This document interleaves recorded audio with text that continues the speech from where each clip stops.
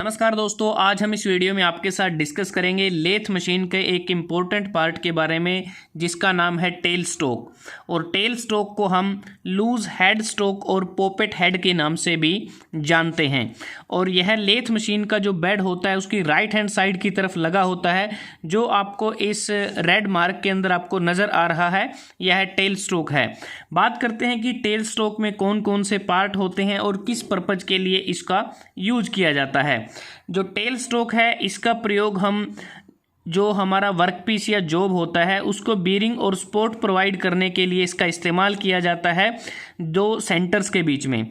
क्योंकि जो head stock का लिविंग सेंटर होता है और जो हमारा टेल स्टोक होता है उसका जो डेड सेंटर है, उसके बीच में वर्क पीस को हेल्ड करने के लिए इसका इस्तेमाल किया जाता है। अब बात करते हैं टेल स्टोक के कौन कौन से पार्ट होते हैं। Body, bottom plate, hollow barrel या sleeve, screwed spindle, collar, back plate और hand wheel. One by one समझते हैं कि किस पार्ट का क्या कार्य होता है।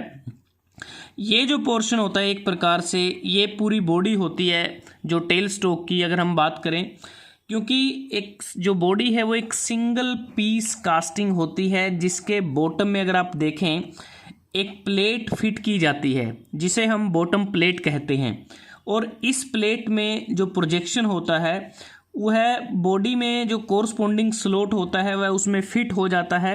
जैसा आप देखें ये जो बॉटम प्लेट है यहाँ पर पूरी तरह से वो फिट हो गई है बॉडी के साथ। तो बॉडी और बॉटम प्लेट के बीच जो लॉन्गिट्यूडनल मूवमेंट है उसको प्रिवेंट किया जा सके। और जो बॉटम प्लेट है एक प्रकार से ये टेल स्टोक का बेस भी होता है। और इस प्रोजेक्शन से थोड़ा सा ऊपर अगर आप देखें यहाँ पर एक स्क्रू लगा होता है जिसे हम ऑफ सेटिंग स्क्रू कहते हैं। अब इसको क्यों प्रोवाइड किया जाता है? इस स्क्रू की मदद से जो लेथ मशीन पर जब हम टेपर टर्निंग ऑपरेशन परफॉर्म करते हैं तो उस समय आवश्यकता अनुसार टेल स्टोक सेट आवर को एडजस्ट करने के लिए इस स्क्रू का इस्तेमाल किया जाता है। अब जो बॉटम प्लेट है, ये वाली जो प्लेट है, इसका जो फ्रंट एंड होता है तो वहाँ पर एक प्रकार से कह सकते हैं कि जो हेड स्टोक को फेस करता है, क्योंकि ये हेड स्टोक है, यहाँ पर इस बेस का ये जो हमारा जो फ्रंट फेस होता है यहाँ पर कुछ ग्रेजुएशन बनी होती हैं। और साथ में जो टेल स्टोक बॉडी का फेस है, कोरस्पॉन्डिंग फेस है, वहाँ पर एक मार्क बना होता है। और इन ग्रेजुएशन की मदद से टेल स्टोक सेट आवर को आवश्यकता अनुसार एडजस्ट किया जाता है। और जो टेल स्टोक की कंप्लीट जो यूनिट है वह लेथ मशीन के बेड के जो इनर वेज होते हैं वहाँ पर यह माउंटेड होती है।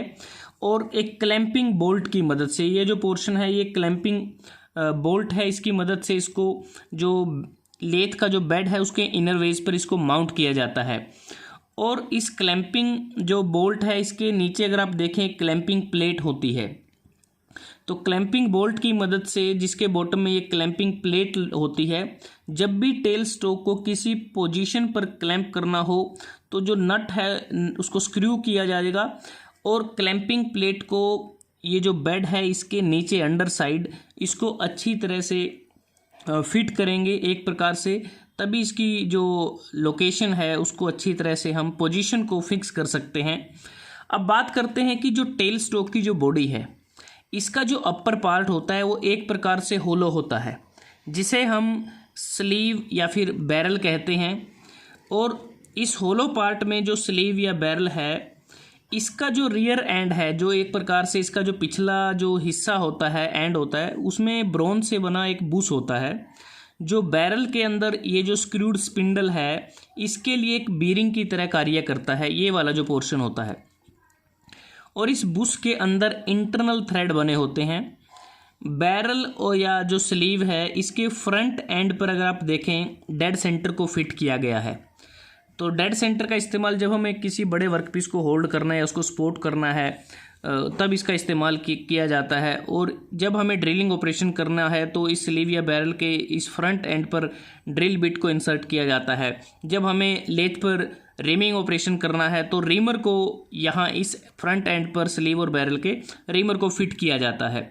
तो बैरल के अंडर साइड जो ये जो नीचे है अगर हम देखें एक स्लॉट या कीवे बना होता है, एक लिमिटेड लेंथ का होता है जिसमें एक इंसर्ट या सेट स्क्रू लगा होता है। जिसका प्रयोग बैरल या स्लीव की जो रोटेशन होती है उसको रिस्ट्रिक्ट करने के लिए इस इंसर्ट का इस्तेमाल किया जाता है।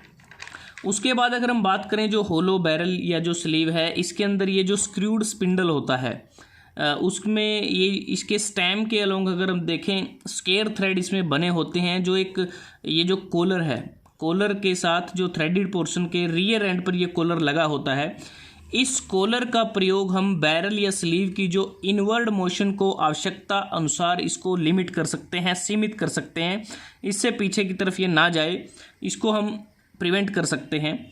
उसके बाद ये जो बूस्ट बीयरिंग की हम बात कर रहे थे, यह जो बैक प्लेट और कॉलर के बीच में ये बीयरिंग लगा होता है और बैक प्लेट को हम दो स्क्रू की मदद से, जो आपको नज़र आ रहे हैं स्क्रू S1 और स्क्रू S2, तो इसकी मदद से हम जो हमारी टेल स्टोक की जो बॉडी है उसमें बैक प्लेट को फिट किया जाता है, ताकि जो होलो बैरल या फिर जो स्लीव है वो स्क्रूड स्पिंडल की जो एक्सियल मूवमेंट है उसको हम प्रिवेंट कर सकें।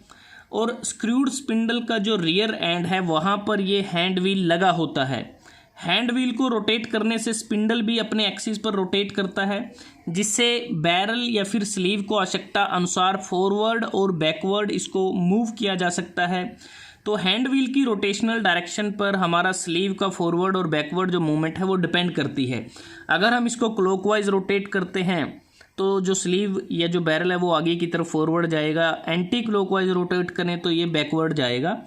तो एक प्रकार से जो स्लीव है वो लॉन्गिट्यूडनली वो फ्री है मूव करने के लिए। और यहाँ पर अगर आप देखें एक क्लैंपिंग हैंडल लगा है।